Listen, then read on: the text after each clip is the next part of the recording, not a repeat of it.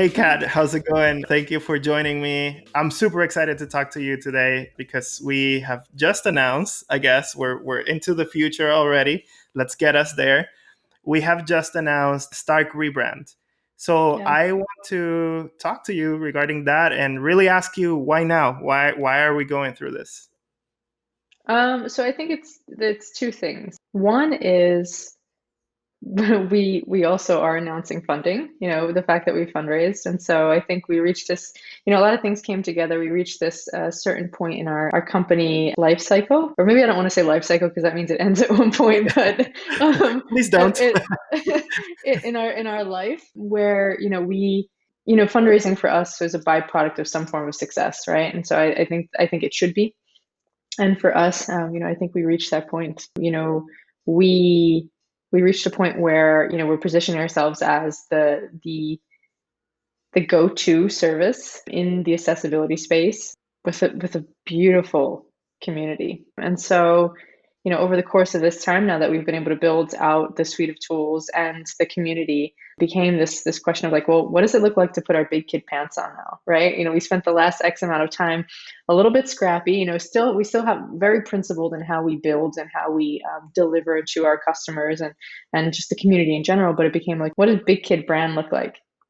And so over the course of the time building, we were able to talk to thousands of community members, and that's designers, engineers, product managers, just anyone that was willing to talk to us about what we were doing. And that's random people on the internet that reached out and said like, hey, I saw what you're doing, and or I saw your talk, or I saw this link that one of your team members shared, and I love what you're doing, and it resonates, and my kid, this, and my family that, or me this and me that. And so you end up with this like culmination of stories from everyone, and just became like, how do we, in this next step, how do we bake everyone's story into that brand? How do we actually represent people, right? And that's a big part of it. Like that's a part of, people fall in love with brands because they stand for something. They're opinionated, they have character, and because of that they have soul.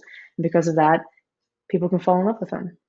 And so I think and we've talked about this before too, right? The way we pick our products is the way we pick our partners. It's the same region in the brain. And so how do we actually capitalize on that? We've given them a brand that they know and they love and they can trust because they know we're committed to them and they commit back to us. But how do we now take it and say, here's the brand, here's what we're representing. And it's very clear in that we Yeah. see them, that like we see you, we see disability, we see it for what it is. We see people that are temporarily abled. And so it was like, yeah, this, I think a couple of things came together and it was like, it's time now to say like, hey, we see you. And that's how we're able to do the job that we do on a regular basis. That's fantastic. One thing that struck me, and we've talked about this at length before, but something that is worth mentioning is really just using ourselves and Stark as a brand as an example how brands can be accessible and inclusive, but also be beautiful.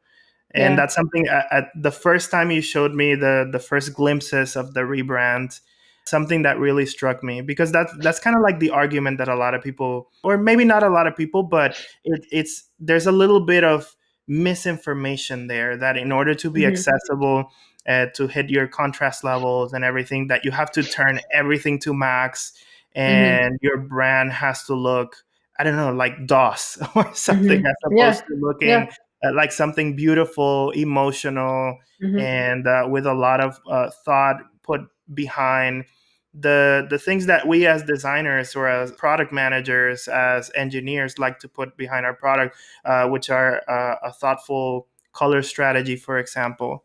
So I want to sort of pick your brain into how deliberate was that? How much did you want it to basically flex with this?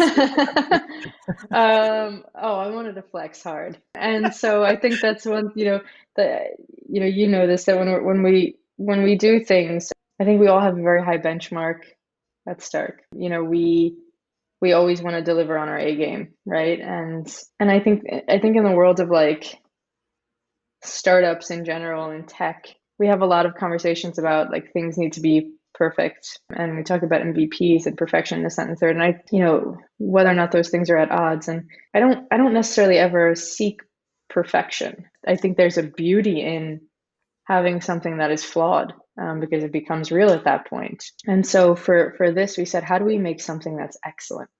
How do we make a brand that is just absolutely, beautiful? And that's one that shows disability in the light that it is. I think when you think about the space of accessibility and compliance in general, I think by like tech industry standards, it's not this like super attractive market. And so it became, well, how do we do something that's completely different? How do we do something that is not like so corporate-y? Something that stands out, something that says you can be accessible and beautiful. Hmm. That those two are not at odds, and you can have beautiful type, and you can have type that can be easily seen by individuals that have some form of vision impairment, or have some form of difficulty with their vision. You can use beautiful colors that just pop. You don't need to stick to this like very sterile white, black, gray. And even there with gray, there's a limited number of grays that you can use until that breaks Yeah. and it's no longer accessible, right? And so we said, how do we find these really beautiful colors? How do we find these beautiful typefaces and put them together? And so for us, there were a few things that needed to abide by. Like in order to actually develop this brand that achieved all of these things, this like expression of brand, what is it that we're measuring against when we're thinking about the decisions we make for the brand? And so we said, what's the mission? So our mission is to make the world's products, or at least the world's software products, more accessible, right? And so we said brand is expressed through things like color and type, and in a lot of cases illustration, etc. And so what are those three pillars? And so we came to the conclusion that they were always design and code. Because those two things need to work together in any software. They cannot be siloed. And a big part of what Stark does is bridge the gap that happens. Usually those silos that happen between those disciplines in an organization. So Yeah. always design and code, human touch, but forward thinking technology. So always human plus machine, and creativity and compliance. And so, in that regard, creativity and compliance, or, creativity plus compliance, however you want to say it, can be the contrast between, no pun intended, but the contrast between the like pencil scratch in our illustrations and it's clearly made with technology, right? But it's this warm texture in the pencil that our illustrations are made from. And this, on top of it, the contrast is between that and then the rigid grid that we use throughout the product, or the suite of, Yeah. of, of tools rather. And also you see that in the, that blends also into the illustrations, because you have this warm pencil style outline to it. But then, in the background, you have this almost newspaper like print behind it that kind of like encompasses the illustrations that were put together by Aldo, which were mind blowing, absolutely So mind good. blowing. I'm And excited. it leveled me. It was so good. And then with that, we said, you have this big, beautiful type. And that's the thing, we picked this big, like a mix of types. So there's a Roboto monotype, which is used sparingly and it's very mechanical, right? And then you have this big, chunky Armin grotesque type. And so like nobody really ever complained that their type was too big, as long as like the line height and everything matched Yeah. well, right? And so we said, well, what's the one thing everybody struggles with? It's like, yeah, when the type is too small, make it big, and so, the headlines are big. There's enough contrast against the background, and then you have the beautiful illustrations, and the illustrations are what you see in everyday life with people. Yeah. It's these, you have individuals that have a limb difference, and so they have a prosthetic in some form of fashion, or they have a vision disability, or you have individuals that have guide dog with them for whatever reason. That can be an emotional support dog. It can be a guide dog because they have a vision impairment. And then you have individuals that show up on a regular basis, and it looks like everything is fine, and it looks like they are temporarily able, but deep inside they're struggling with something like anxiety. Yeah. And so it's like, how do you represent that in an illustration? And there's a Yeah. beautiful, to quote Claudio on what we talked about before, previous interview, there's something very beautiful and challenging. It's a good challenge and we experienced this by going through this rebranding and thinking about the illustrations, for example. How do we bring fairness to the representation of all of these, whether it's a permanent disability or if it's something more temporary, situational? There's something so cool and exciting about going deep and looking for ways to represent this. And as a designer, or in Aldo's case as an illustrator, it's such a great challenge. It Yeah. just feels like being mission driven like that. You're doing something, you're just going through a rebranding, but you're doing something good with it, which is super interesting. And I'm super beyond excited on how everything is turned out. I'm going to go into a slightly personal tangent just because this is what excites me the most about this rebranding. I went through a personal journey on, first learning the term accessibility and what it meant, and then looking for stories, external stories. So that was my second step. Like, what does accessibility do for the world at large? How many people are considered, either disabled or have some sort of impairment? But then I start going, the third step is to look very internally to your personal stories. And it reminded me, for example, of my cousin. She is Yeah. 10 years younger than I am. And she was involved in a car accident. And in that car accident, she lost her right hand, basically. I mean, it's partially there, but she's not able to use it the way that she used to before. She was, she had to learn how to become left-handed, and in order to learn how to use her left hand, she used to do painting therapy. And in that process, she actually became an artist. Now what she Well, that's does is, she has like an online store, and she's very crafty. She always was, she was very, very young. And the more I learned about accessibility, the more I kept thinking, what if I could design something, a product that takes in consideration her story and what she's gone through, or what millions of other people, this happens all the time. What if we could do something about that? Then, which leads you to the fourth step. You're fired up, you're ready to go, you're like, I'm responsible for this, I'm accountable for this, let's learn about it. And it's very difficult. It's like this big thick layer of ice that you have to like pick at it, and it's strenuous, and you have to be up for the challenge. So again, full circle, what really gets me excited about this rebrand is how friendly and welcoming it is, because it's everything. It's the ecosystem. It's not just yeah. the work and being compliant. It's how do you consume? How do you educate yourself? How easy are the tools to be compliant or to make your own products accessible? And I think this rebrand really represents all of those facets in a beautiful way. hmm I think for me, it was key to like when I'm going through this and I'm thinking and I'm like, how do I even explain what is in my head to the team? Like, how do I explain this?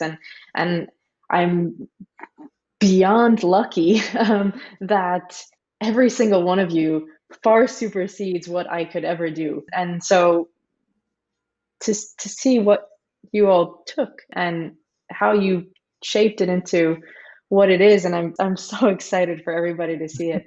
I think it all came together. And so we have the one thing that I continually say is that we can build technology till we're blue in the face, but it's really important that you give people a space to actually come together to do this work, right? Villages are where so much of the innovation, we don't really talk about them as villages, but they are these like micro villages where people come together and have changed the world. And so how do we bring all of these people that are trying to do this work together in a community with not just the technology, but the education to do so, the resources, the community resources, and a team that says like, I don't know the answer to that, but I know somebody who can answer that.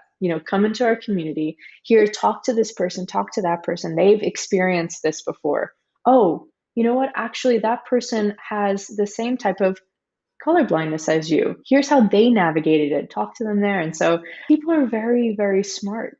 They're super intelligent. So it's even that more important that we educate them and we give them what they're looking for instead of this like this this material that's not human readable, that is inherently inaccessible, which is irony at its finest.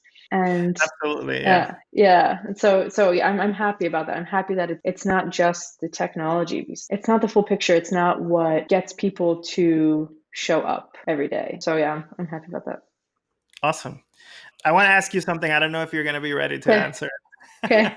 But with this rebrand and the funding announcement, Yeah. what's next for us? What's the next big Oh. challenge?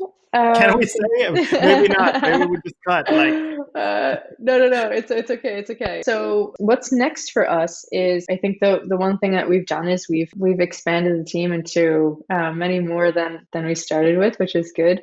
And that was key, because in order for us to actually maintain our position, this is switching gears a little bit into business versus community, but in order to build a number of things, you need people to do that. And so we've been fortunate to put together a team of people that just get why this is so necessary and understand and actively show up and choose to see people and actively choose to see people bring their A game, sweep the shed. And so that's like show up, like measure twice, cut once, like just are vicious about getting this right. Because we at the end of the day, Stark is for businesses. Stark is a, it's a business play, right? But the secret sauce is that in the end, we're doing it for the end user, right? Like we're building software for software teams so they can build software properly for their customers, right? So mhm. it's like, how do we give you something that we know will deliver for them, which is such an interesting challenge. And so we had to put together a team of people that can do that got that mission, and we did that. And how do we really position ourselves as the go-to in the space? Like, what do we need to do to deliver that? And so over the course of the next months, um, you're going to see a few things happen. One is that, so yeah, you're going to see the funding announcement, which is it's fantastic. It's exciting. You're going to see the rebrand. You're going to see that we have a new beautiful account system for individuals and for teams that are looking for more centralized billing support. What's coming is shifting out of just servicing designers. And so, I think a lot of people, when they think accessibility, they think, oh yeah, this is just an engineer's job, or this is a designer's job. And no, this work needs to start with designers. We know from our research that we've done with a lot of our partners that it significantly decreases compliance errors for engineers when this work starts with designers. And it should, right? The process of building any product starts with conceptualization, and that's with designers. And so starting with engineers is doing it ass backwards. And so let's start with the designers. But then the one thing we've come to realize now in building Stark is that this is not a single discipline problem. It's an entire product development problem. And so, we came to realize that engineers were actually using design software solely to use Stark. And so it was like, whoa, what's happening here? Yeah. And so through those conversations with them, we came to realize, like, what, a lot of the different disciplines are looking for the same things. They need to achieve the same goals, and that makes sense. They're literally piggybacking on each other's work, and it's an entire cycle. So we said, how does Stark act like a Lego block that just plugs and plays into these different areas in the product development cycle? And so next up, I will not say much more other than engineers. Stark will shift from being design only toward being the foundation for accessibility for the entire product development team. And so, there's that. The other thing is that, and this is courtesy of you, we will be, it's true. We are going to actually be putting out wonderful resources that I'm so excited for. And that's resources to help you do your job better on a regular basis. And so obviously there's these things like quick tips to getting started. And that's for designers and engineers and stakeholders. What does it look like to deliver a presentation to a stakeholder and say, this is what we need to do and this is why we need to do it? A lot of people, can't show up to those meetings and defend their design decisions because they don't know how to properly do so. And so how do we give resources? How do we educate them? How do we deliver content to you on a regular basis that helps you do your job properly? And so for us, the big goal is, how do we make it so that you're unsure whether or not you just got 100 times better at your job, or if it was Stark actually in the background helping you with that process. And so that's that's a few exciting things without giving too much away. No, that's perfect. Yeah, awesome. So thank you so much. I really appreciate it. This is going to be so great. Really looking forward to putting this out everywhere and reflecting it in all of our different channels, etc. We have some stuff coming up. We have some, as Kat mentioned, we have more educational pieces rolling out, and also webinars, which we're going to continue to have excellent speakers join us and Yeah. really bring everybody into the world of accessibility and inclusion. So Yeah. thank you so much. Yeah, sure, sure. Thank you tons, and thank you to not only you, but obviously to you, to Michael, or as we call him, Fook, Emily, Treg, Ruth, Zhao, Aldo. I mean, just literally everyone that was involved in this has been phenomenal throughout the process. The reason why we can even do that's right. The reason we can even do this first place is because we have a phenomenal design system that was done by you and Ariel, and so there's just everybody came together for this. So thank you. I'm sure I'm missing a ton of people, but I want to make sure it gets on camera. Awesome. All right. Cool. Thank you. Thank you.